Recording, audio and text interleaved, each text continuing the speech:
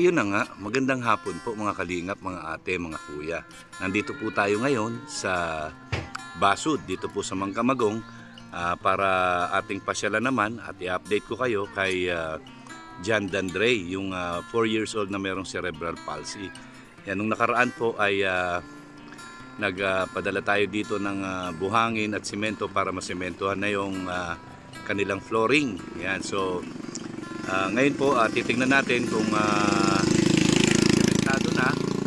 At syempre may dala tayo ng insulation foam para doon sa ceiling, kagaya ng pinangako natin, unti-untiin natin. Yan. So meron na tayong insulation foam at ngayon naman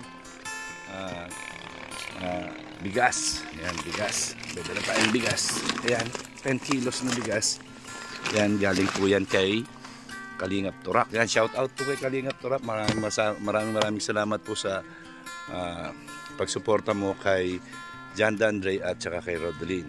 So ngayon po nandito naman tayo kay John Dandre para bisitahin ang kanilang bahay at kalagayan ni John Dandre. So ayan mga kalingap, yan, papasok na tayo sa bahay nila John Dandre. Puntahan natin, kumustahin natin kung ano ng balita. Ayun.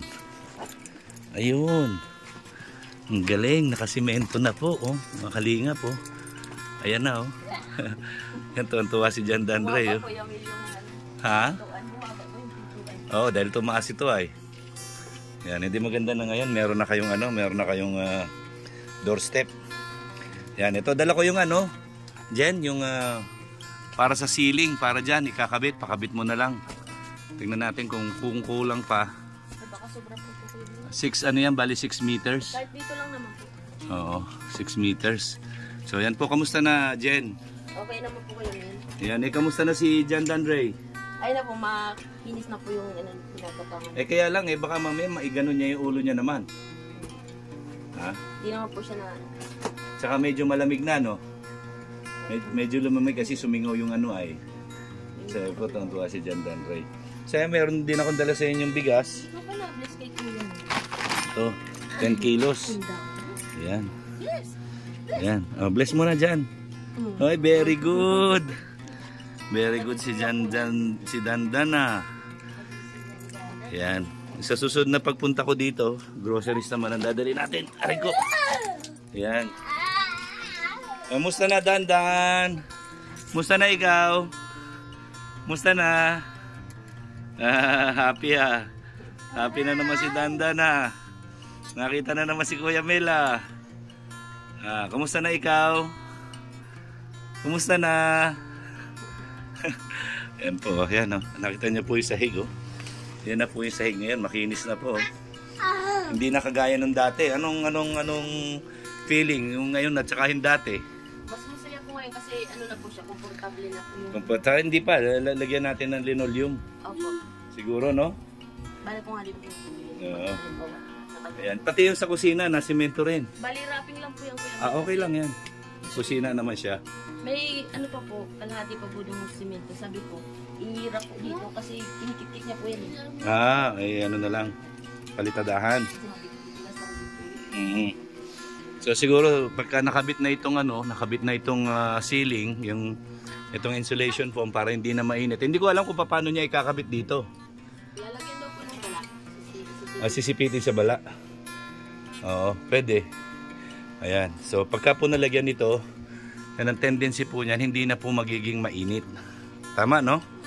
So pagka nalagyan na po yan, so ang next project naman po natin ay siguro ito muna, ma-hollow blocksan ito, no? Ng ilang patong, tatlong patong yung gilid. Pagkatapos hardiplex na lang yun dito, hardiplex, para wala na pong yero kasi mainit din yan, yero rin po yan, eh. Ayan yung kanilang dingding dito, yero. So pati rin din po yung yero. So ayan po, unti-unti po, yan unti-unti, kagaya ng pinangako ni Kuya Mel, unti-unti po itutulungan natin si Jennifer at si John Dandre para maging ay, naglalakad na siya. Lakad nga. Ay, yung kanya sa lawal. Yung kanya sa lawal, nahuhubad. Maluwag ah. Ayan. So, aray ko. Matagal-tagal din ako hindi nakapunta dito. Yan, kamusta naman kayong dalawa? Tubig naman po. Yung asawa mo, yung agaw mo, may trabaho ba? Opo, may biyahe daw po sila.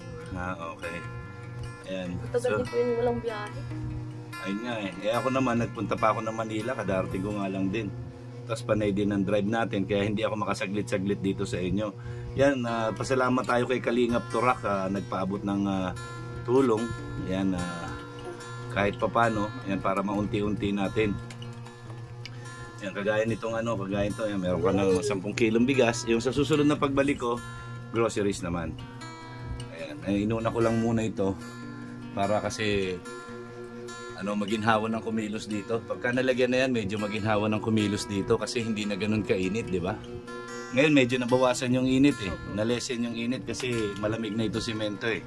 So pag nalagyan pa natin ng ng insulation foam, itong binili natin na ito, mas giginhawa pa ng konti. Yan, para maging komportable si John Dandre, hindi siya maging bugnutin. Kasi pagka mainit, bugnutin eh. Yan, siguro tapos linoleum. Yan, para kahit pa paano yan,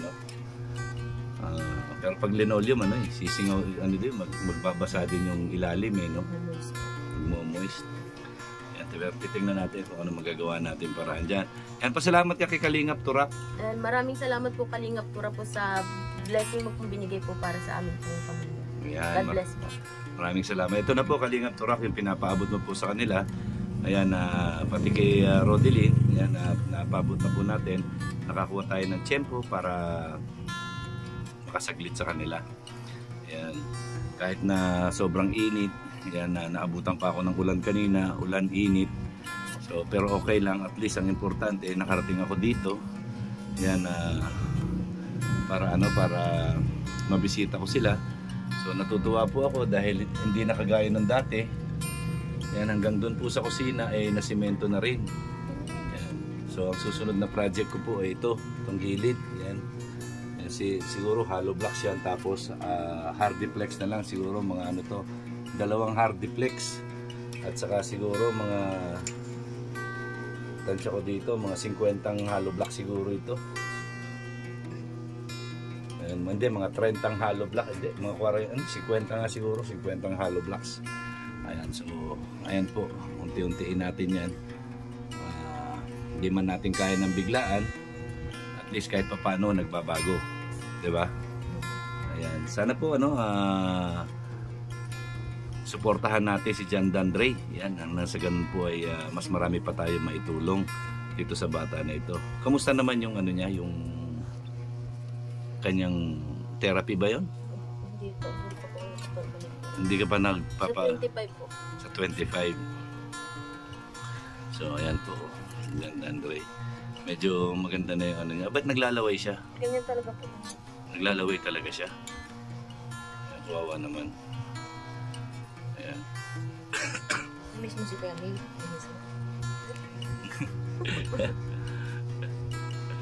Tatuwa siya nung nakita ko eh. Ayan. Eh, wala akong dalang gatas ngayon sa susunod na pagpunta ko.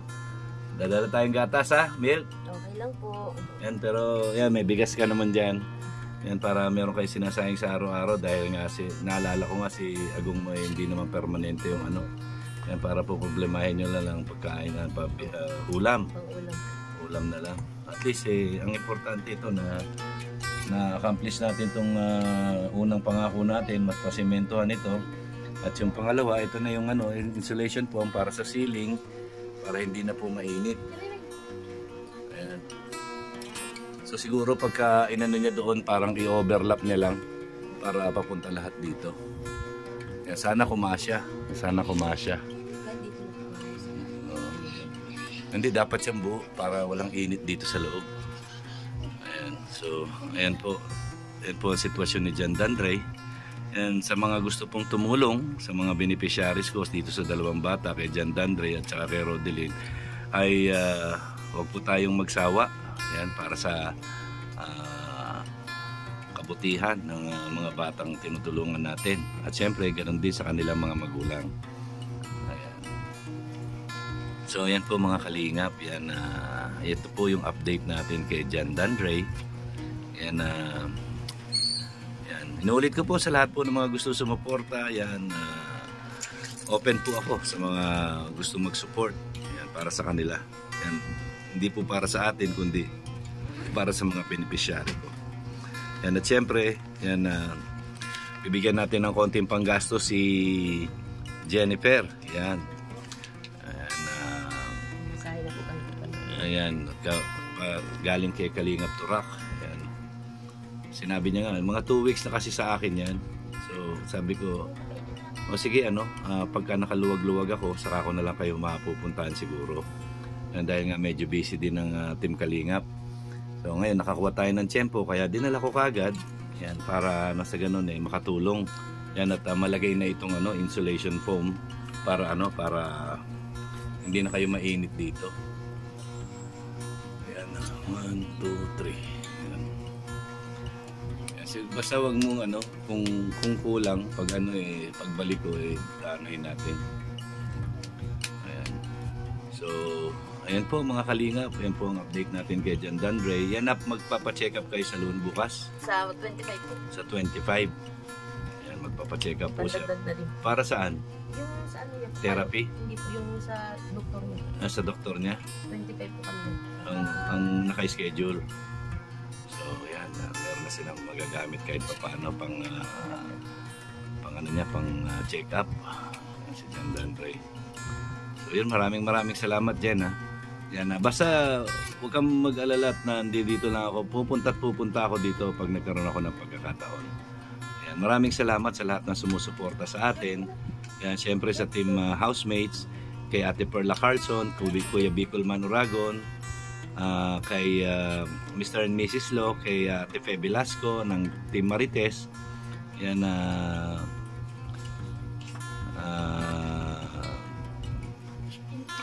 Ate Tita Marieta Ocampo. Yan, shout out kay Tita Marieta Ocampo. Yan, maraming salamat po sa inyo lahat. Yan, kay Mr. and Mrs. Lo. Yan, thank you po. Yan, sana po wag kayong magsawa na tumulong sa atin. Yan, siyempre, kaya yan, sana tuloy-tuloy lang, magkaroon ng improvement si John Dandre. Yan, sana makalakad siya para yun maging isang normal na bata, diba? So para kasi kawawa naman po. 4 years old siya, diba? 4 years old. Dapat daycare na siya. Ha? Marunong po siya sa mga color. Marunong na siya sa color. Practicein mo din. Green? Blue? Ang galing ah. Ang galing ah. So hindi na siya color blind. Alam niya na lahat ng kulay. So ayan mga kalingap. Ayan, ano pa bang kailangan natin? So ayan Jen, bahala ka na muna hanggang sa pagbalik ulit. Sana may magandang resulta tayo. Yan, para kay John Dandre. Yan. Jan! Thank you. Sabi mo, thank you. Thank you po. Thank you po. Maraming salamat po. Kalingap Turak po sa blessing niyo pong binigay po para sa amin. At syempre po kay God po. Maraming salamat po. Yan. Hindi niyo po kayo pinapabayaan.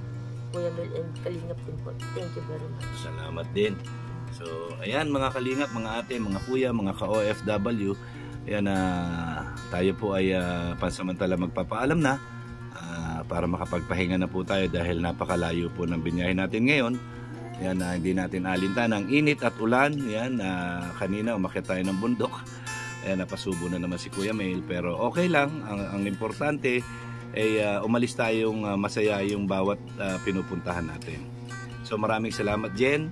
Yan, syempre kay John Dandre. Yan, maraming salamat. At sa lahat po ng mga sumusuporta at susuporta pa ay maraming salamat po sa inyo in advance. God bless po and I love you 3 times a day. Bye-bye! Bye-bye, bye-bye, bye-bye! Bye-bye!